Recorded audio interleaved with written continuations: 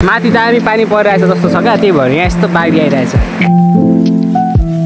ओएलन किन भुकेको? को भुको हो ल? कस्तो ए तपाईँ यहाँ पो रहेछ, म त त्यहाँ रहेछ जस्तो लाग्यो। ल्या यो मैले फुटाएको होइन है।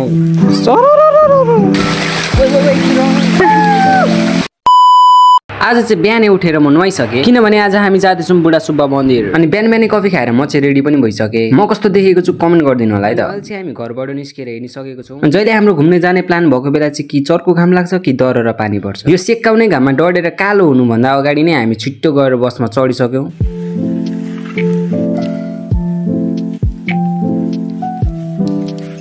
फोटोसुट चल्दैछ यहाँ चाहिँ टक्कसँगले त घन्टा घरमा फोटोसुट चलिरहेको छ।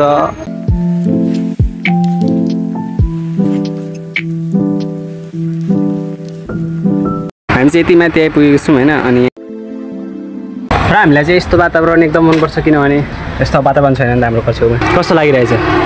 दामी? कस्तो दामी? एकदम दामी। चुप यस्तो गएर भइरहेछ, हावा बोल्छ दामी रे। मेन भर्सेस वाइल्ड हामी जङ्गलमा आइपुगिसकेको छ। यहाँ चाहिँ यस्तो दामी ठाउँ रहेछ, त्यही भएर यिनीहरू फोटो खिच्न रोकेको छ। बस्ने ठाउँ पनि छ, यहाँ बसिरहेको छ। र हामी पानी खाएर फेरि उकालो चढिसकेको छौँ होइन। यस्तो गर्मी मौसममा मेरो हातमा लिची परिसकेको छ। र अहिले चाहिँ हामी बुढा सुब्बा मन्दिर पुगेर यहाँ पूजा गर्ने सामानहरू सबै किनिसकेको छौँ। अब जानुपर्ने हुन्छ पूजा गर्न।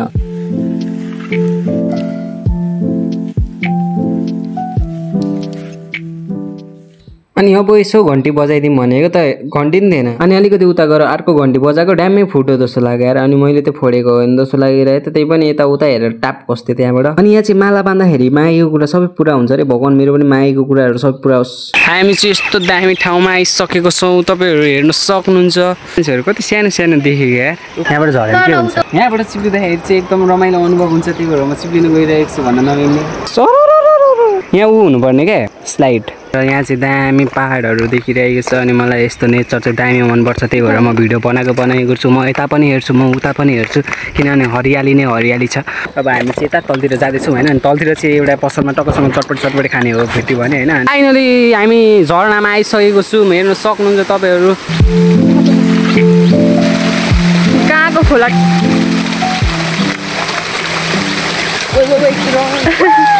हामी चाहिँ यहाँ टक्क खाजा खाने ठाउँमा बसिसकेको छौँ होइन। यहाँ खाजा खाने ठाउँ केटाकेटीहरू बसिसकेको छ, त दामी भ्यू छ हरियाली। अब हाम्रो चाहिँ यहाँ अनहेल्दी थोकहरू खानु सुरु भइसकेको छ।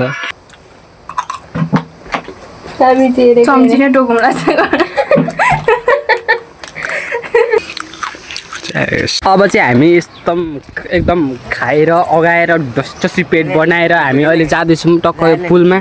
अनि कस्तो दामी कुकुर एलनको जस्तै थोब्रा भएको देखिसकेको छौँ। हेर्नु सेम हो, सेम पप्पी सेम। खोला कराएको आवाज सुनिराख्नु भएको होला तपाईँहरूले, तर खोला कराएकै हो यो। हेर्न सक्नुहुन्छ। ओएलन किन भुकेको? को भुको हो ल? कस्तो ए तपाईँ यहाँ पो रहेछ, म त त्यहाँ रहेछ जस्तो लाग्यो। कस्तो डस्टबिन बनाइदिएको छ हेर्नुहोस्। अस्ति हामी उहाँ नआएको थियौँ, पौडी खेलेको थियौँ। किन एलन साइडमा किन हौ? कसको याद आयो? ओ इन्जोय ह्याप्पी भएर हामी क्या इन्जोय कसरी रे। र अब हामी चाहिँ फर्किसकेको छौँ यहाँबाट। अनि हामीलाई धेरै फोटो खिच्यौँ, धेरै रमाइलो गरौँ होइन। तर जान चाहिँ मन छैन, किनभने एकदम शीतल छ, एकदम शीतल। तररा भन्दा चाहिँ एकदम शीतल छ होइन। त्यो पनि जानुपर्ने हुन्छ, घर भनेको घर हो नि त। र अब हामी चाहिँ यहाँ टक्क हाम्रो यो बाटो एन्ड भइसकेको छ। यहाँबाट चाहिँ खोला सुरु हुन्छ। यहाँ अस्ति नआउँदा त खतरा पानी थियो होइन, तर अहिले चाहिँ ओभर बाढी आएको रहेछ। माथि दामी पानी परिरहेछ जस्तो छ क्या, त्यही भएर यहाँ यस्तो बाढी आइरहेछ कि कसो? भन्न अलिक ठुलो भन्न हो। हेर्न सक्नुहुन्छ, यता पनि केही छैन, यता पनि केही छैन, तर यहाँबाट पानी आइरहेको छ। पहिला नाटक गरेर चाहिँ यस्तरी खाइन्छ है। सफा छ है जियोस् पानी। हेर्नु कस्तो आइसक्रिम जस्तै, हेर्न सक्नुहुन्छ आइसक्रिम। यहाँ आइसक्रिम जस्तो छ कि बु जस्तो छ भनिदिनु होला। अहिले चाहिँ हामी यहाँ बसेको छौँ टक्कसँगले। खुट्टा एकदम थकित भइसकेको छ, बल्ल खुट्टाले न्याय पायो यार। हामी चाहिँ भानुचोकदेखि बुढा सुब्बा हिँडेर गएको, त्यही भएर हाम्रो यस्तो हालत भएको छ। र आजको भ्लग चाहिँ यही हेर्नुहुन्छ। तपाईँहरूलाई यदि पनि भ्लग मन पर्यो भने चाहिँ कमेन्ट गर्न नबिर्सिनु होला। अनि सब्सक्राइब नगर्नेहरू चाहिँ